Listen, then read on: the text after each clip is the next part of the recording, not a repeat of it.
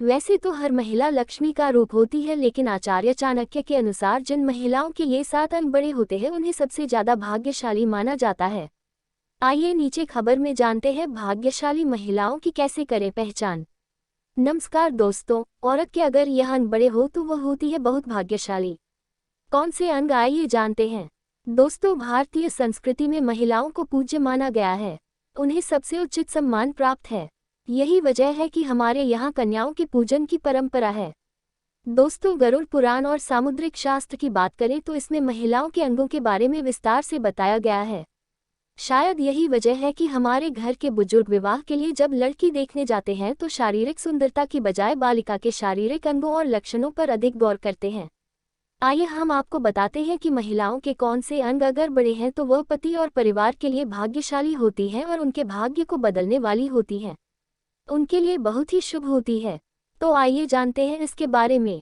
वैसे तो हर महिला लक्ष्मी का रूप होती है, लेकिन आचार्य चाणक्य के अनुसार जिन महिलाओं के ये 7 अंक बड़े होते हैं उन्हें सबसे ज्यादा भाग्यशाली माना जाता है।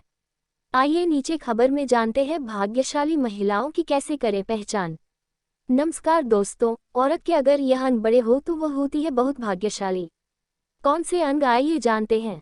दोस्तों, भारतीय संस्कृति में महिलाओं को पूज्य माना गया है। उन्हें सबसे उचित सम्मान प्राप्त है। आइए हम आपको बताते हैं कि महिलाओं के कौन से अंग अगर बड़े हैं तो वह पति और परिवार के लिए भाग्यशाली होती हैं और उनके भाग्य को बदलने वाली होती हैं। उनके लिए बहुत ही शुभ होती है। तो आइए जानते हैं इसके बारे में। नंबर 1, लंबे और बड़े बाल।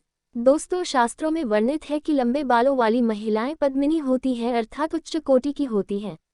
दोस्तों, लंबे और रेशमी बाल और सौंदर्य का प्रतीक होते हैं। अगर आप भगवती देवी का कोई चित्र या प्रतिमा देखेंगे तो आप यह पाएंगे कि उनके बाल लंबे होते हैं, क्योंकि दोस्तों लंबे बालों वाली महिलाएं पति के लिए भाग्यशाली होती हैं। नंबर 2, लंबी गर्दन। सामुद्रिक शास्त्र में लंबी गर्दन वाली महिलाओं को मंगलकारी माना गया है। दोस्तों, जिन महिलाओं की गर्दन लंबी होती है वह शालिनी होती हैं। उनके पास संपूर्ण वैभव होता है और उनके रहते पति को कभी भी पैसों की कमी नहीं होती। नंबर 3, ऊंचा वक्षस्थल। सामुद्रिक शास्त्र और गरुड़ पुराण में ये बताया गया है कि ऊंचे सुडोल और बड़े वक्षस्थल वाली महिलाएं सौभाग्यशाली होती है। दोस्तों, इनके सुडोल वक्षस्थल धन संपत्ति और ऐश्वर्य का प्रतीक होते हैं। प्राचीन देवी प्रतिमाओं में आप देख सकते हैं कि फिल्मकारों ने बड़े स्तनों को सौभाग्य के रूप में प्रस्तुत किया है। दोस्तों, ऐसी महिलाएं पति के लिए एक तरह से तारनहार होती हैं और उनकी संतान भी अपेक्षाकृत ज्यादा बेहतर और ज्यादा सफल होती है। नंबर 4, मांसल और पुष्ट जंघाएं। दोस्तों, मांसल और पुष्ट जंघाएं भी सौभाग्य होने का प्रतीक होती है। सामुद्रिक शास्त्र के अनुसार जिन महिलाओं की जंघाएं मांसल होती है वे बहुत ही सौभाग्यशाली होती है। इनके कारण पति को मकान और वाहन का सुख बेहतर ढंग से प्राप्त होता है। पतली और विकृत जंघाओं को शास्त्रों में अच्छा नहीं माना गया है। नंबर 5, बड़ी आंखें। दोस्तों, बड़ी आंखों वाली महिलाएं बहुत ही सौभाग्यशाली होती हैं। यह विदुषी, विवेकशील और बहुत ही समझदार होती हैं। ये पूरे परिवार के लिए शुभ होती है और विपत्ति आने पर अपनी सूझबूझ से पूरे परिवार को संभाल लेती हैं। इनके रहते कभी भी धन की कमी नहीं होती।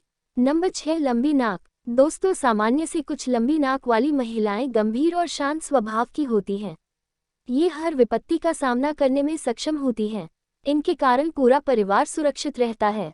इसके अलावा सामान्य सिर और सामान्य कान वाली महिलाएं परिवार के लिए बहुत ही अच्छी मानी जाती हैं। नंबर 7, पैर और उंगलियां। सामुद्रिक शास्त्र में महिलाओं के हाथ और पैरों के आकार को विशेष महत्व दिया गया है। सामान्य आकार के चिकने पैर वाली महिलाएं एक तरह से लक्ष्मी का स्वरूप होती है। इनके पैरों की सबसे छोटी उंगली कुछ लंबी और भूमि को स्पष्ट करती है, तो यह महिलाएं बहुत ही सौभाग्यशाली और पति के लिए लकी होती हैं। इसी तरह हाथों की मध्यम आकार की उंगलियां और चिकने हाथों वाली महिलाएं बहुत ही लकी साबित होती हैं।